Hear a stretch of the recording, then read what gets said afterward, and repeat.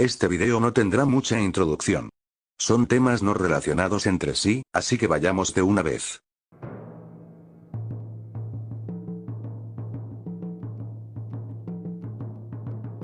Consideradas por muchos fanáticos de King Kong como el punto más bajo de su filmografía, las películas japonesas de Kong aparecieron justo cuando empezaba a haber nostalgia por la película original y también por la fiebre del cine de serie B de ciencia ficción. Yo opino lo contrario a esa visión negativa sobre estas películas, pero es verdad que el presupuesto, al menos en King Kong vs. Godzilla, fue algo que jugó muy en contra a su productora. El presupuesto de King Kong vs. Godzilla se fue en gran parte en comprar los derechos de Kong a la RKO, lo que costó aproximadamente $200.000 de la época, más un porcentaje de las ganancias. Eso, combinado con que desde los planes originales la película no contaría con un gran presupuesto, fue definitivamente un gran problema para la productora japonesa Toho a la hora de hacer los efectos especiales. Aunque los bajos costos de producción explican en parte por qué King Kong tiene una apariencia comúnmente nombrada torpe y falsa, me temo que la mayor parte de la culpa la tiene RKO Pictures. La empresa fue muy clara al ceder los derechos del personaje. Este nuevo King Kong tenía que ser totalmente diferente al original. Si esa regla no hubiera existido, lo más probable es que este Kong habría sido una versión mejorada del Kong de Basei King Kong, ese corto japonés creado para acompañar el estreno de la película original en Japón, del cual, al parecer, ya no existen copias desde la Segunda Guerra Mundial. A pesar de exigir el cambio en el diseño de Kong, RKO estipuló que, en algún momento, Kong debía secuestrar a una mujer, para asemejarse un poco al original en algo. Esas sí son reglas confusas. Desde etapas muy tempranas del desarrollo, Toho usó como base para esculpir a Kong al mono endémico del país, el mítico macaco japonés. Según testimonios, el primer prototipo del traje de Kong era demasiado gordo y tenía el pelo demasiado grueso, así que siguieron trabajando en él. Finalmente, el jefe de efectos especiales, Eiji Tsuburaya, le encargó hacer al nuevo Kong a Fuminori Ohashi, quien irónicamente ya había creado a King Kong antes. Ohashi había estado presente en la producción del King Kong que apareció en Edo en 1938. Ese año, King Kong tuvo su primer reestreno, en el cual, por motivos de censura, le recortaron o directamente omitieron un montón de escenas memorables por considerarse violentas o explícitas. Dichas escenas no fueron rescatadas hasta 1968, así que te puedes imaginar que también guardó la RKO ese metraje. Dejando eso de lado, ese año King Kong se volvió a relanzar a diversos países, incluido Japón. Eso llevaría a la creación de la película dividida en dos partes llamada El King Kong que apareció en Edo. Sin embargo, la película tiene muy poco que ver con Kong. Es más bien un drama de época en el Japón feudal, donde el villano tiene un mono de gran tamaño como mascota y es Birro y llamado Kong. La película producida por Zenzo Films, por supuesto, se hizo sin el permiso de la RKO, pero es interesante que este haya sido el primer trabajo de Fuminori Ohashi creando un traje de King Kong. Por las únicas imágenes supervivientes de la película, tenía una apariencia muy extraña, casi pareciendo un yeti. En 1955, Ohashi crearía al Hombre de las Nieves / Yeti para la película Alphuman, una producción de Toho bastante extraña. En este film veríamos un mejor traje de simio. Aunque, para ser sinceros, el trabajo de Ohashi no se ve en la película final, ya que la cara y parte del cuerpo fueron remodelados por otros artistas. El monstruo en la película final es algo calvo y menos temible, mientras que el diseño original de Ohashi tenía una apariencia más bestial, con pelo alborotado y delgadez. Usaba zancos para hacerlo más alto y tenía una cara bastante furiosa. Esa cara, de hecho, recuerda un poco a su siguiente proyecto con un traje de simio. King Kong vs. Godzilla. Esta vez él creó, ahora sí, un King Kong oficial. Y a pesar de sus duras críticas, me sigue pareciendo un diseño decente e innovador al alejarse del Kong original. Por todo lo mencionado anteriormente, se suele creer que reutilizaron el traje de Alphuman para King Kong. Sin embargo, me temo que eso es más un mito que una realidad. Aunque sí había falta de presupuesto, eso no evitó la construcción de trajes nuevos. El ejemplo más claro es Godzilla, quien, inspirándose en el tiranosaurio del King Kong original, fue rediseñado con rasgos más reptilianos, suavizando algunos rasgos de monstruo y exagerando otros.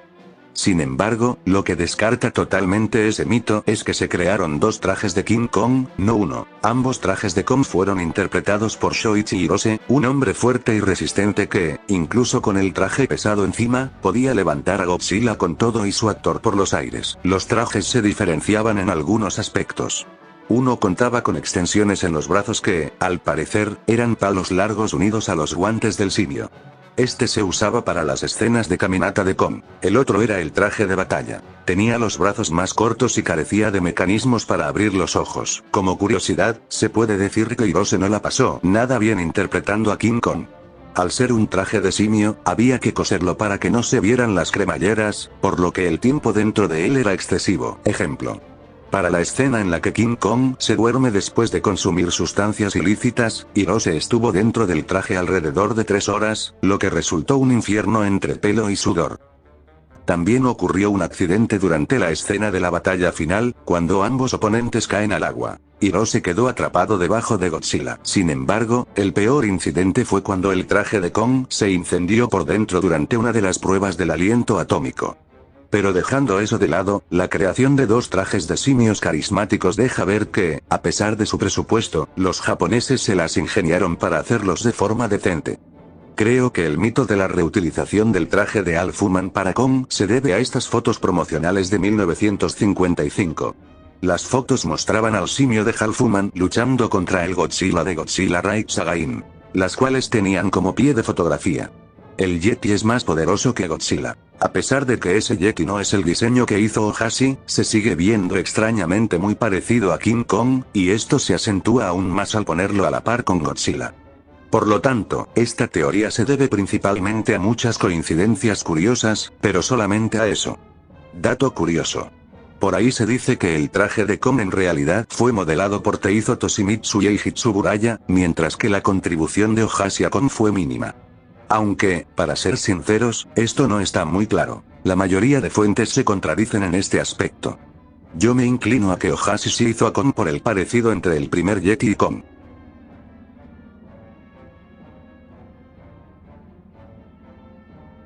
Desde los 70, Universal tenía planes relacionados con King Kong. Desafortunadamente para ellos, las batallas legales abrumaron dichos planes. Originalmente, Universal tenía un acuerdo verbal con uno de los ejecutivos de RKO para producir un remake. Sin embargo, el magnate del cine y productor Dino De Laurentiis conocía al dueño matriz de RKO.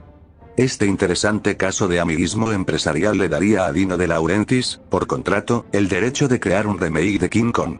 Esto, evidentemente, no le sentó nada bien a Universal y empezó una demanda por daños y perjuicios.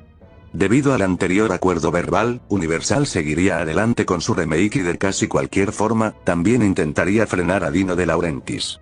Universal, como en realidad no poseía la licencia de Kong, usaría como base la novelización de King Kong de 1932.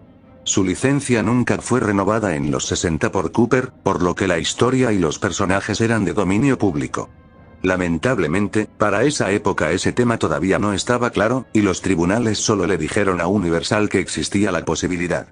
Aún así, Universal siguió adelante con el proyecto, ahora llamado The Legend of King Kong. Un remake pensado para ser fiel, tanto estética como narrativamente, a la película original. Casi lo contrario a lo que De Laurentiis estaba realizando. Quizás el hombre más comprometido con la película fue el animador de stop motion Jim Danforth. Danforth realizó ideas, hermosas obras de arte conceptual, storyboards, aportes narrativos y, lo más interesante, criaturas diseñadas para evitar demandas por los diseños de RKO. El mejor, sin duda, el Triclonius. Originalmente, Universal pensó en el uso del stop motion. Sin embargo, consideró que un hombre disfrazado era la mejor opción. Aún así, el stop motion no sería totalmente descartado, ya que Danforth animaría a todos los dinosaurios y solo a Kong cuando luchara contra los dinosaurios. Y con la magia del cine, de algún modo, juntarían las distintas técnicas. La primera prueba para ver lo funcional que sería usar un traje fue con el coleccionista y fanático del cine Bob Burns. A Burns lo llamaron y, evidentemente, aceptó, cosa de la que más tarde se arrepentiría. El motivo por el que fue contactado fue que ya había interpretado gorilas con éxito. En 1965 con el corto amateur hecho por fans, Superman contra la pandilla gorila. Interpreto a uno de los tantos gorilas del planeta de los simios. Y como la gorila Tracy de la serie Los Cazafantasmas. Sí, la versión original de este equipo tenía un gorila como asistente. Cuando llegó al estudio, a Bob Burns le pusieron un traje de pie grande que se usó para la serie de $6 Million Man. El actor para el que crearon el traje fue el famoso luchador André el Gigante, de más de 2 metros, mientras que Bob Burns, en cambio, a lo mucho medía unos 70 metros. Así que te puedes imaginar lo cómico que fueron esas pruebas. Lo peor fue la máscara. Dado que estas eran unas simples pruebas, Universal se negó a hacer un molde de la cabeza de Burns, así que los maquilladores se vieron obligados a esculpir la cara de Kong en un molde ya existente del actor Joe Don Baker, quien medía casi 2 metros. El resultado fue una máscara grande en un traje aún más grande. La máscara se caía constantemente y fue pegada de forma tosca al rostro de Burns. Posterior a esto, se le llevó a un escenario de jungla en miniatura con una playa. Burns tuvo que deambular entre los árboles, que le llegaban hasta el pecho, y recogerle una muñeca Barbie que representaba a Anda Rowe. A pesar de su mejor esfuerzo, el director del set le dijo que quizás debería hacer los movimientos más bruscos, como los de una animación stop motion. Algo que enojó a Burns, ya que antes de que le pusieran el traje de mono, Burns intentó convencer a Universal del potencial del stop motion para el proyecto, e incluso llevó consigo la marioneta de Kong construida por David Allen para el comercial de Volkswagen. Pero Universal consideró que la animación stop motion consumía demasiado tiempo. Así que se puede entender bastante su enojo. Sin embargo, lo más inusual de ese día fue la prueba que se hizo antes de su turno. Un enano. Este enano disfrazado de Kong fue una de las tantas ideas de Universal, ya que tenían en mente que con un enano quizás podrían ahorrar dinero construyendo los decorados en miniatura a una escala aún menor. A diferencia de Burns, el traje del enano estaba hecho a su medida. Sin embargo, dado que la idea de los decorados no estaba lista, lo único que se pudo ver del pequeño Kong en las pruebas fue su cabeza. Y, evidentemente, su actuación en el set fue bastante divertida. Mientras el Kong enano actuaba, Burns escuchó al jefe de efectos especiales de Universal murmurando entre dientes. Me pregunto por qué interrumpí mi jubilación para hacer esto. Según Burns, escuchó aquella tarde que Universal también planeaba contratar a un actor sin piernas para que se adaptara mejor a las pequeñas piernas de los gorilas. Aunque dicho concepto quedó como bueno, un concepto, sigue siendo raro que hayan pensado en ello. Otra idea posterior de Universal para ahorrar dinero en posibles mecanismos electrónicos fue descartar la máscara. Universal estaba considerando usar maquillaje y prótesis faciales para hacer la cabeza de Kong. Incluso Dan Ford realizó una ilustración de Kong inspirada en dicha idea. La última prueba de traje fue con el físico-culturista Franco Columbu. Columbu tenía una estatura baja y un gran físico que no requería tanto relleno. Según testimonios, se veía especialmente bien con un traje construido especialmente para su altura y físico. Danforth también diseñó 2 tamaños de armaduras de Kong, una pequeña para tomas largas y otra grande para escenas más cercanas. Debido a que la marioneta de animación tenía que coincidir con el actor disfrazado, las armaduras se hicieron a la medida de las proporciones de un hombre, pero con brazos ligeramente más largos. A pesar de las extrañas ideas para los efectos especiales de The Legend of King Kong, la película, en cuanto a guión, cast y dirección, tenía mucho potencial. Eso, combinado con los posibles efectos especiales de Danforth, probablemente pudo haber sido mejor que el film de Dino De Laurentiis. Sin embargo, fue cancelada. Los motivos son muchos, pero el principal fue la espera. Aparentemente, tras el veredicto que dio como resultado que la novelización de King Kong era de dominio público, Universal y De Laurentiis llegaron a un acuerdo que permitiría a Universal estrenar su película exactamente 1 año y medio después del King Kong modernizado de Laurentiis. Universal evidentemente perdió el interés. A Danforth le pagaron lo suyo, pero quedó decepcionado de que la película nunca pudo concretarse.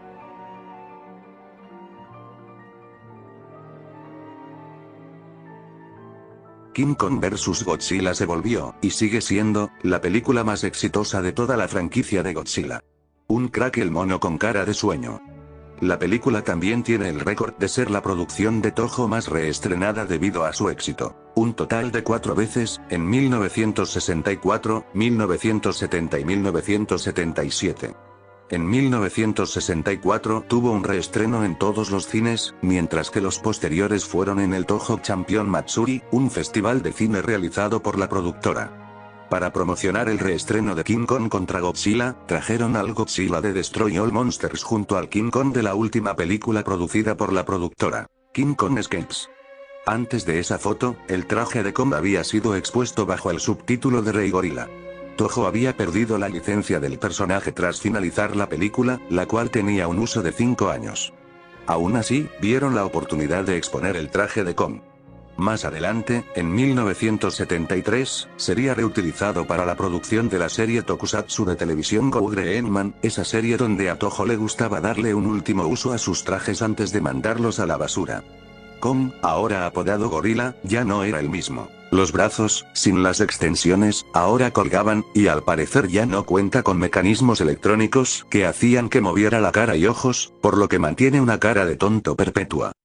Posterior a eso, el traje, junto a los otros personajes de King Kong Escapes, fue enviado al lote donde Toho desechaba los accesorios de producción ya inutilizables. Y con el paso de la intemperie, el traje de Kong fue destruido. Siguiendo con el tema de los reestrenos, el último reestreno de King Kong vs. Godzilla fue en 1977, todo gracias nada más y nada menos que a Dino De Laurentiis. Toho, para capitalizar el estreno de King Kong, reestrenó su película en su festival. Sin embargo, en vez de traer un traje de Kong, esta vez, por los obvios motivos de que ya no tenían trajes del personaje, usaron un traje barato de mono cualquiera. El que sí fue auténtico fue Godzilla, The Terror of Mechagodzilla. Ya para terminar, les quiero hablar del extraño montaje de Luigi Cozzi de Son of Kong. Cozzi, conocido por hacer un corte raro de Godzilla de 1954 apodado Godzilla, también trabajó con King Kong, más específicamente con su hijo. El corte, lanzado en algún punto de los años 70, empieza con el título I Figlio di King Kong, adornado con arte conceptual de la película. Este arte es auténtico y proviene de la acelerada producción de Son of Kong, probablemente dibujado por Mario Larrinaga. Es interesante que un italiano tuviera esa pieza en los años 70, cuando hoy es una de las ilustraciones de producción más raras de esa película. Después de los créditos iniciales, vendría una introducción con el final de King Kong 1933. La escena empieza en el teatro, donde Denham expone su trofeo. King Kong. Las escenas están editadas, así que después inmediatamente muestra el escape de Kong. Kong ve a la mujer equivocada, pero la edición salta directamente a una escena con Darrow. Luego sucede la destrucción del tren y, finalmente, su lucha y muerte. En general es un corte inofensivo creado para televisión, con 8 minutos extra para añadir algo de contexto y hacer un poco más larga la breve película. Sin embargo, es interesante que fuera obra de Luigi Cozzi.